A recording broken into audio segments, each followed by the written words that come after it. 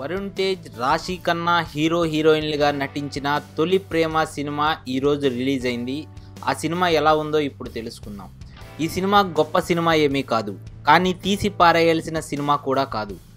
ఎందుకంటే ఒక ప్రేమ కథను సాఫీగా, ఫీల్ గుడ్ మూవీగా, ఆద్యంతము ఆసక్తిగా తెరకు ఎక్కించిన దర్శకుడి పనితనం ఇందులో కనిపిస్తుంది. లక్షల ప్రేమ కథల్ని వెండితెరపై చూస్తూనే ఉన్నారు. అయినా ఎప్పటికప్పుడు వాటిని కొత్తగా చెప్పడం ఎలా? దర్శకుడు ఈ విషయంలో సక్సెస్ అయినట్లే కనిపిస్తుంది. ఎందుకంటే ఓ ప్రేమ జంట ప్రేమించుకున్నారు, ఏదో ఈగో విడిపోయారు, మళ్ళీ ఎక్కడో కలిశారు, తిరిగి ప్రేమలో పడ్డారు. ఈ సాదా సీదా ఫ్లాట్ను ఆసక్తికరంగా ప్రజెంట్ చేయడంలోనే దర్శకుడి నైపుణ్యం కనిపిస్తుంది. ప్రేమ కథలో ఎమోషన్స్ ఉండాలి, అప్పుడే సినిమా ఇంట్రెస్టింగ్గా రూపుదిద్దుకుంటుంది.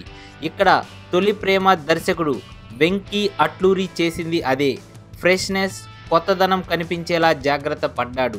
పర్లేదు అని చప్పట్లు కొట్టించుకున్నాడు. హీరో ఆవేశపరుడు, దూకుడుగా ఉంటాడు. హీరోయిన్ ఆచితూచి నిర్ణయాలు తీసుకునే టైపు. మధ్యలో ఈగోలు, బ్రేకప్, మళ్ళీ ఎక్కడో లండన్లో రీయూనియన్. దీన్ని కన్విన్సింగ్గా ప్రేక్షకులకు చెప్పడంలో దర్శకుడు ప్రతిభ కాస్త కనిపిస్తుంది. సినిమాలో సూపర్ హీరోయిజాలు గట్రా ఏమీ ఉండవు. రొడ్డ కొట్టుడు ఫార్ములా, ప్రతీకారాల బాపతు, చెత్త కథ, కథనాలు ఏమీ కనిపించవు.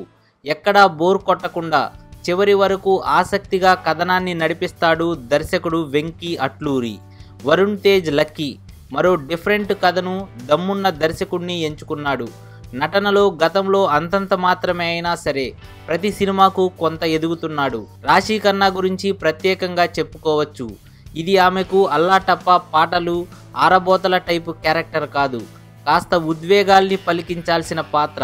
ఈ పరీక్షలో తను బాగా చేసినట్లే కనిపించిన వెంటనే ఏమిటే ఇంత అందంగా ఉన్నావు అంటూ హీరో ఆమెను కౌగలించుకోవడం కొంత సినిమాటిక్గా స్టార్ట్ అయినా సరే తరువాత ఆ పాత్రల్ని జాగ్రత్తగా ఎస్టాబ్లిష్ చేస్తూ ఇంట్రెస్టింగ్గా కథనాన్ని నడిపిస్తూ పోయాడు దర్శకుడు వెంకీ అట్లూరి.